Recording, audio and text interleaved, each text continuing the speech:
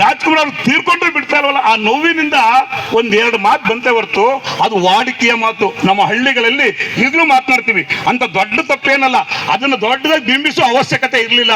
ಅದಕ್ಕೆ ಕಾರಣ ಅವತ್ತಿನ ಬೆಳಿಗ್ಗೆ ಪತ್ರಿಕೆಯಲ್ಲಿ, ದಯವಿಟ್ಟು ಅವತ್ತು ಬೆಳಿಗ್ಗೆ ಪತ್ರಿಕೆಯಲ್ಲಿ ಸಾರಾ ಗೋವಿಂದರವರ ಅವತ್ತಿನ ಆ ನಡೆಯನ್ನ ಮೆಚ್ಚಿ ಹೊಗಳಿ ಬರೆದಿಟ್ಟು ಅದನ್ನ ಸಹಿಸಿಕೊಳ್ಳಾರದೆ ಮಧ್ಯಾಹ್ನ 12 ಗಂಟೆ ಮೇಲೆ ಇದು ಟ್ರೋಲ್ ಆಯ್ತು. ಇರಲಿ, ಅದರಿಂದ ಈ ಸತ್ಯ ಎಲ್ಲ ಕನ್ನಡಿಗರು ಗೊತ್ತಿದೆ.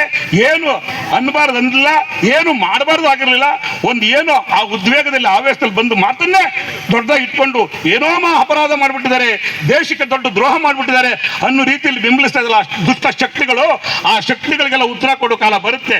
ರಾಜ್ಕುಮಾರ್ ಹೇಗೆ ಎಲ್ಲವನ್ನ ಸಹಿಸಿಕೊಂಡು, ಎಲ್ಲ ನೋವನ್ನ ಸಹಿಸಿಕೊಂಡು, ಎಲ್ಲ ಅವಮಾನವನ್ನ ಸಹಿಸಿಕೊಂಡು ಚಿತ್ರರಂಗದಲ್ಲಿ ಎಷ್ಟು ಭದ್ರವಾಗಿ ಬೇರ್ಬಿಟ್ಟು ಕನ್ನಡವನ್ನ ಕಟ್ಟಿದ್ರಲ್ಲ, ಅವರ ಆದರ್ಶ ನಮಗಿದೆ, ಅವರ ಸ್ಫೂರ್ತಿ ನಮಗಿದೆ.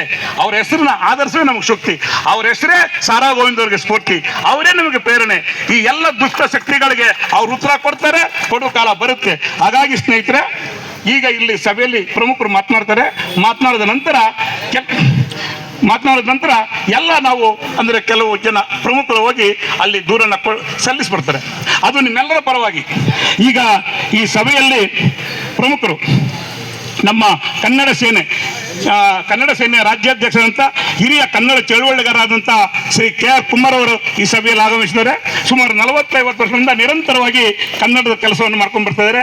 ಹಾಗೆ ನಮ್ಮ ಗಡಿಭಾಗ ಅತ್ತಿ ಬೆಲೆಯಿಂದ ಕನ್ನಡ ಜಾಗೃತಿ ಸಮಿತಿಯ ರಾಜ್ಯಾಧ್ಯಕ್ಷರು ಆತ್ಮೀಯರಾಗಿರತಕ್ಕಂಥ ಶ್ರೀ ಮಂಜುನಾಥ್ ದೇವ್ ಅವರು ಬಂದಿದ್ದಾರೆ. ಇವರು ಕೂಡ ಇವತ್ತು ನಿರಂತರವಾಗಿ